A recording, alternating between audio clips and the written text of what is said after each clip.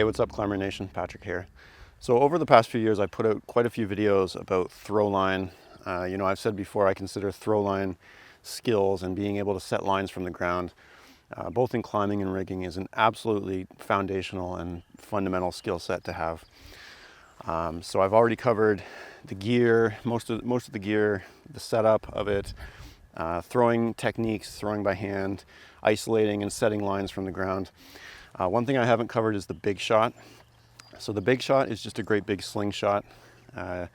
It's really cool for snowballs and for setting lines in taller trees. So me personally, I prefer setting lines by hand most of the time. I've been very purposeful in not using mechanical aids such as the big shot very often, so that I don't lose the skills of throwing by hand.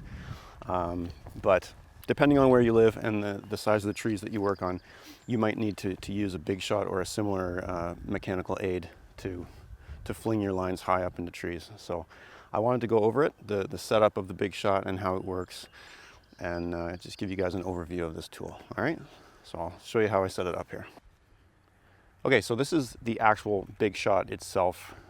It's just a metal head with two horns, we call them, and then there's two bungee cords and then a pouch that joins them, right? So to mount your big shot head, it needs to be mounted on an 8-foot pole. It's very important. If you use it on just a standard 6-foot tall pruning pole, you run out of space. It won't be tall enough. When you actually go to pull it, the pole itself you won't have the travel there. So you need to extend it by a couple feet. So there's a couple options to make an 8-foot pole for your big shot that I like. The one that I use most often is this little 2-foot pole. So I keep my big shot head on the 2-foot pole, and that way I can throw this in the truck and I can just snap this directly onto a normal 6-foot tall pruning pole, and then I have my 8-foot to shoot my big shot. The other option that's good to have is you can get a couple 4-foot poles. These are also a really nice option just to have in the truck for pruning. If you need a little more reach on your pruning pole, you can snap a 4-footer on instead of a 6-footer. Okay, so there's a couple options there for setting up your big shot. 8-foot pole is required, okay? So you got your 8-foot pole. Next, you're gonna need your throw line.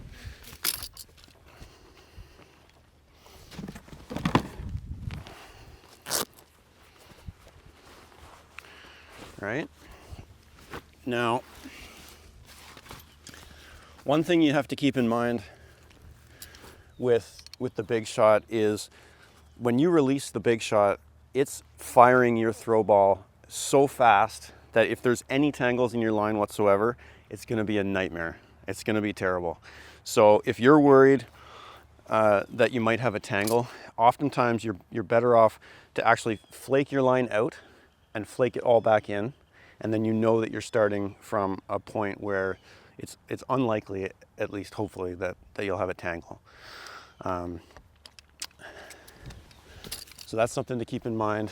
The other thing to keep in mind would be PPE, helmet and glasses. And the reason, well, I will tell you, most of the time when I'm throwballing by hand, normally, I take my helmet off. I know that's not recommended. I just feel like my helmet, the top of my helmet really limits my vision upwards. You know what I mean? So I usually take my helmet off for throwing by hand. But with a big shot, when this thing is loaded and pulled back, these bungees do eventually break.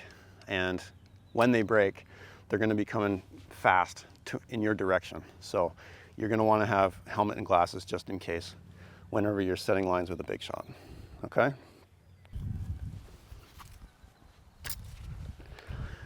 All right, so I'm gonna try and show you guys how I fire this rig. But first I wanted to mention that they actually recommend a 10-ounce ball instead of what people normally throw, which is a 12 or 14 or whatever. you can just get more range with the 10 ounce, right? So before we shoot here, if the head of the big shot here, we call this part we call the horns.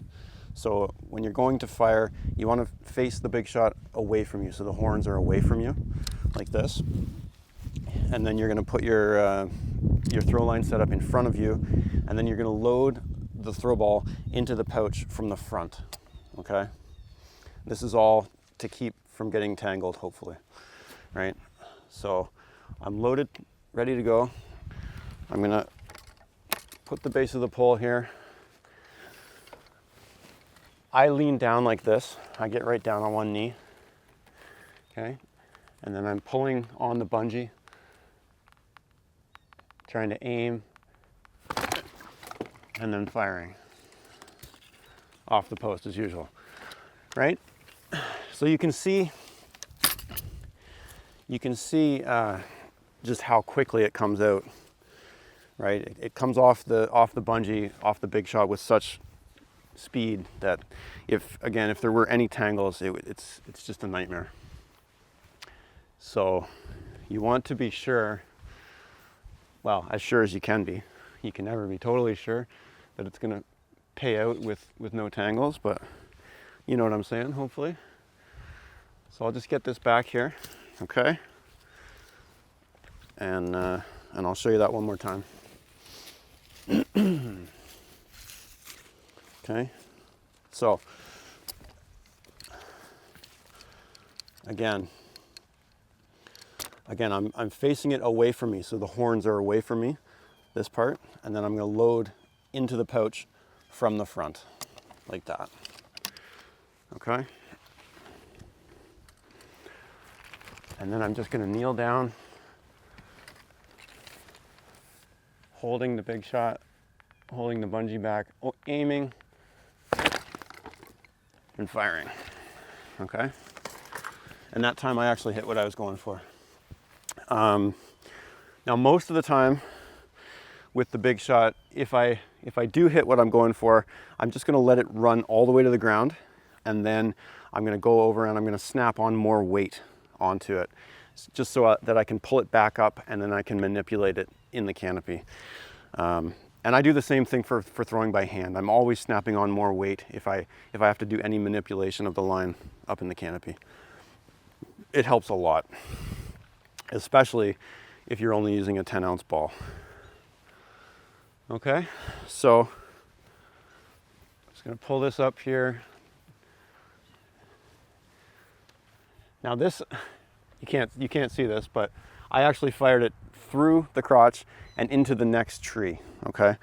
So I put out a video a while ago about setting lines from the ground, and this concept of using a second throw line kit to snap onto the first one. It's called double lining or double bagging.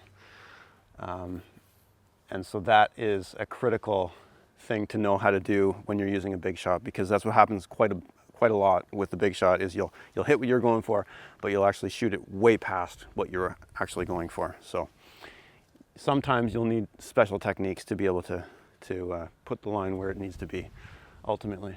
All right, anyway, I hope that makes sense. Oh, one thing I wanted to mention is there are all kinds of modifications for the big shot setup. There are lots of like progress captures, so that you don't have to be holding the pressure the entire time while you're trying to aim. And there are also lots of setups for quick release triggers. But I don't have any of that on this setup, obviously. This is just the bare bones big shot setup, and that's how I use it. Okay, so hopefully that makes sense, and we'll catch you guys on the next one.